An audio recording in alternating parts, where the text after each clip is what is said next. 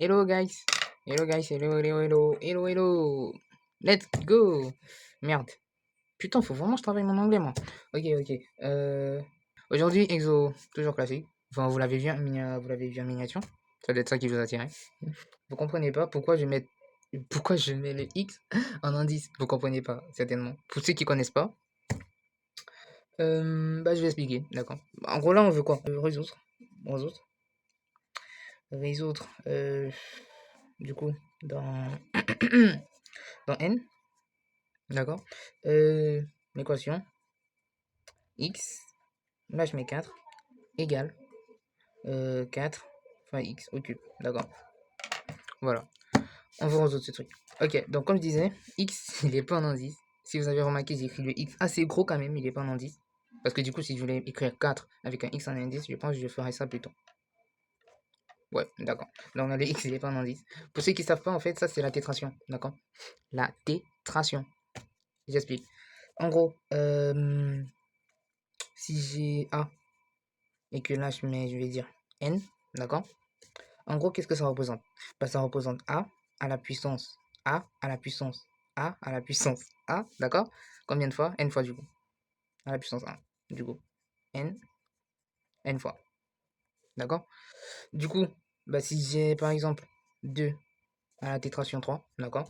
Ça me fait quoi? Bah, ça me fait du 2 puissance 2, nécessairement 2 puissance 4, c'est-à-dire 16. Ok? Donc, vas-y, reprends en commentaire, ça fait quoi? Un gogol, carrément. Un gogol. J'espère que tu connais la valeur quand même. Un gogol. Exposant, non, je vais dire tétra. Un gogolplex, d'accord. Un gogol. Putain, je connais pas écrire. Attends, je vais l'écrire bien. Un gogol. En tétration, 2. Un gogolplex. Voilà. D'accord? Ça vaut quoi? Allez, reprends en commentaire.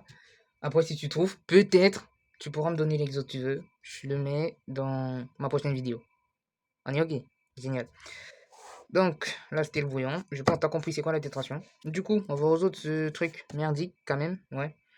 Parce que bah, ça fait chier. Du coup, ça me fait quoi? Ça me fait du... Si j'appelle ça 1, ça me fait du x puissance x puissance x puissance x. Ouais, égale 4 puissance x au cube. Bah non, mais c'est abusé quand même. Mais on va résoudre. En fait, ce qui est cool, c'est ça, c'est que les gars, ils ont dit de se limiter à n, d'accord? Ils ont dit limitez-vous à n. Du coup, bah, on essaye d'arranger le truc, ok? Bah déjà, on voit des puissances, on pense à passer le logarithme. On sait pas pourquoi, mais on passe le logarithme, ok?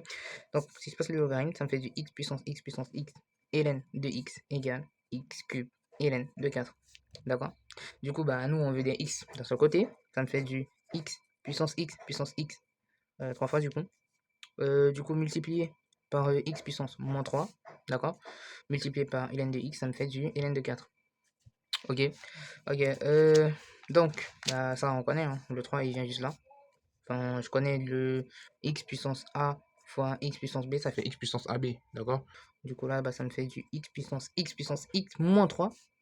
Je multiplie par ln de x et ça me fait ln de 4. Ok, d'accord.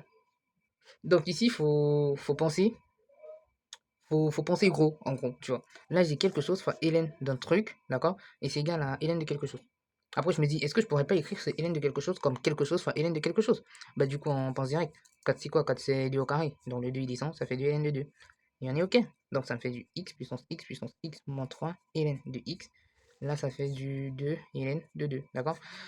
Et donc, par identification, on a envie de se dire, mais là, j'ai ln de x égale ln de 2. Enfin, avec le 2 et tout. Mais j'ai envie de dire x carré, c'est 2. J'ai envie de dire ça. Vas-y, essayons de voir. Est-ce que x est 2? Bah du coup, tu remplaces juste et tu te rends compte que 2 puissance 2 moins 3, bah ça fait 2 puissance 4 moins 3. C'est-à-dire 2. Ouais, ça marche. Donc x égale 2. Après, là c'est une solution. Après vous allez dire, mais ouais, vas-y, là t'as trouvé une solution, mais qu'est-ce qui nous prouve c'est l'unique, ok?